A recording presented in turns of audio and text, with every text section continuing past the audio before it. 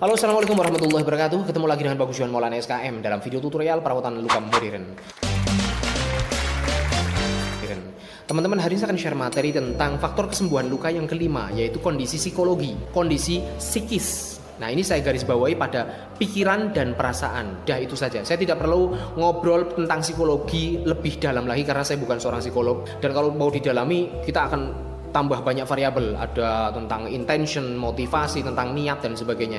Saya batasi pada pikiran dan perasaan saja. Barbara Dosey, seorang ahli juga tahun 1966, membuat teori tentang hubungan mind, soul, and body connection. Mind itu pikiran, soul ini perasaan, body ini fisik. Jadi antara pikiran, perasaan, dan tubuh fisik ini saling mempengaruhi. Ada permasalahan di antara salah satu ketiga ini akan saling mempengaruhi. Nah, kabar gembiranya kalau kita sentuh di salah satu ini juga akan saling mempengaruhi, bisa mempengaruhi lebih baik atau mempengaruhi jadi tambah buruk, semuanya juga bisa. Nah, ini sebuah hubungan yang ada dalam tubuh kita. Jadi manusia ini kan sebenarnya sesuatu yang holistik, sesuatu yang kompleks. Bio, psiko, sosio, spiritual, ini kompleksitas manusia. Jadi sudut pandang kita holistik, menyeluruh.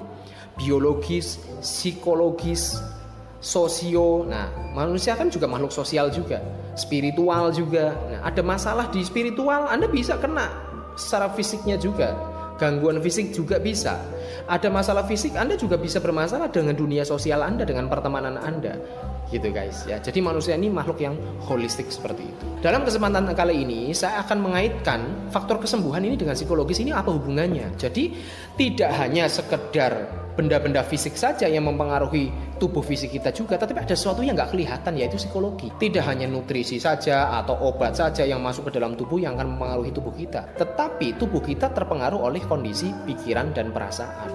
Itu yang hal pertama yang saya akan kaitkan, karena kinerja tubuh kita, metabolisme tubuh kita ternyata dipengaruhi oleh pikiran dan perasaan kita. Banyak sekresi-sekresi tertentu, zat-zat tertentu yang dihasilkan oleh tubuh, enzim-enzim, hormon-hormon, atau bahkan kerja kardiovaskuler itu sendiri dipengaruhi oleh kondisi psikologi, pikiran dan perasaan. Contoh, saliva, kelenjar saliva mengeluarkan air ludah. Ini kan dipengaruhi pikiran. Anda memikirkan makanan yang enak, Anda memikirkan minuman yang enak, yang rasanya, yang taste-nya memiliki memori yang sangat menggoda, tiba-tiba air liur Anda keluar. Terus misalkan kencing manis itu sendiri, hormon insulin juga keluarnya sangat dipengaruhi oleh psikologis. Makanya ada kencing manis, tipe-tipe kencing manis tertentu yang terjadi hanya pada saat stres.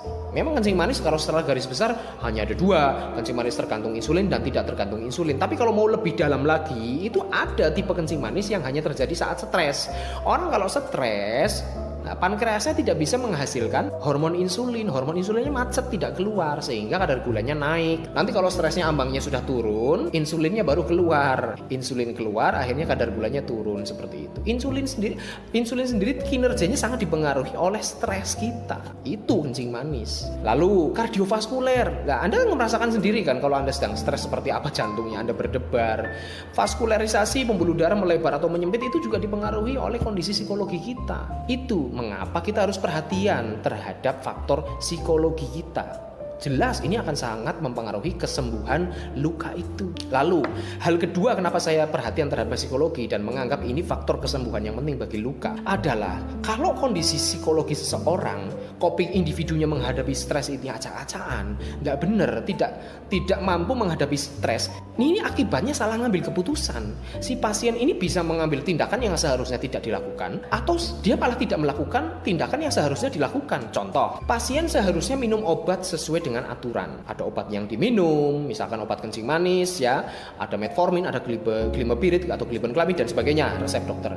Seharusnya minum obat sesuai aturan, gara-gara dia kondisi psikologisnya terganggu, dia stres, tidak punya harapan hidup, sudah tidak ada harapan, keinginan hidup pun, keinginan sembuh pun tidak ada, dia stres, frustasi, akhirnya minum obat, ngaco, dosisnya ditelan semua dan sebagainya, akibatnya fatal. Kadar gula ngedrop, tahu kan sendiri kalau kadar gula ngedrop seperti apa. Asupan gula itu kan juga dibutuhkan dimasukkan ke otak dalam kadar tertentu. Kalau terlalu ngedrop, tidak ada asupan oksigen dan juga gula ke sini, ya sudah, di end seperti itu. Atau seharusnya dia makan, tetapi gara-gara faktor psikologinya terganggu, nafsu makannya turun, akhirnya tidak makan. Dia tidak melakukan sesuatu yang seharusnya dilakukan, atau malah dia melakukan sesuatu yang seharusnya tidak dilakukan, seperti itu. Yang akhirnya itu sangat mempengaruhi kesembuhan luka itu sendiri. Misalkan disuruh jaga balutan gimana caranya biar tidak rusak, biar tidak terbuka, tetapi gara-gara dia sudah stres, akhirnya dibuka sendiri. Kadang seperti itu pasien, dibuka sendiri, apa sendiri, diganti sendiri balutannya dengan ala dia sendiri. Otomatis kelembaban yang sudah kita jaga, sudah kita proteksi gimana, sudah kita atur gimana caranya kelembabannya pas untuk luka, terganggu gara-gara disobek, dibuka, balutannya rusak, udaranya masuk, balutannya jadi susunannya acak-acakan dan sebagainya. Akhirnya kesembuhan lukanya juga terpengaruh. Lagi orang yang stres tiba-tiba apa? Tiba-tiba dia memilih untuk beralih pengobatan. Obat-obat medis tidak diminum, lalu dia memilih obat-obat yang lain, yang non medis misalkan. Saya pernah ngomongkan obat-obat yang lain, misalkan herbal dan sebagainya, itu juga harus kita teliti, harus kita selidiki, harus kita konfirmasi. Tidak semuanya herbal itu pasti aman. Herbal yang keras juga ada. Di sini sudah melalui penelitian secara medis, secara ilmu farmakologi. Di sini pasien memutuskan berpindah haluan ke herbal, di mana herbalnya ini juga ngaco. Dia menentukan misalkan beli dedaunan sendiri, takarannya ngaco, direbus bagaimana caranya ngaco sendiri dan sebagainya. Akhirnya kekacauan dosis, akhirnya dampaknya juga bahaya untuk pasien itu sendiri. Ini kan juga kadang karena psikologisnya, karena mungkin kejenuhan, ya kan. Namanya orang kencing manis itu kan penyakit menaun.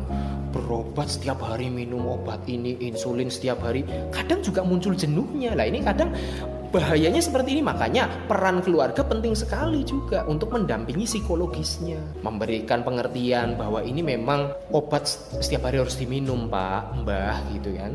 Jadi ya anggap saja bukan obat, anggap aja ini sekedar teman untuk hidup lah. Anggap saja ini seperti nutrisi, seperti jajan seperti itu. Memang harus diminum setiap hari dan jangan menjadikan beban pikiran seperti itu. Tentunya dengan pendamping keluarga yang selalu menyokong psikologinya, psikologi tentang pikirannya, tentang perasaannya, membuat dia happy, tentunya ini akan sangat berpengaruh ke kesembuhan luka itu sendiri dan sangat berpengaruh terhadap kadar gula darah. Peran keluarga dalam psikologi ini bagaimana caranya menyokong kondisi psikisnya, bagaimana tentang harapan hidup itu akan selalu ada, harapan untuk sembuh luka juga ada. Misalkan gini, bagaimana orang mau sembuh kalau si penderita itu sendiri sudah pesimis, keluarganya menyokong, keluarganya optimis, tetapi si pasiennya sendiri pesimis. Apa yang akan terjadi? Ya tentulah kondisi buruk pada pasien itu akan terjadi karena persepsi dia terhadap dirinya itu lebih penting daripada persepsi orang terhadap dirinya.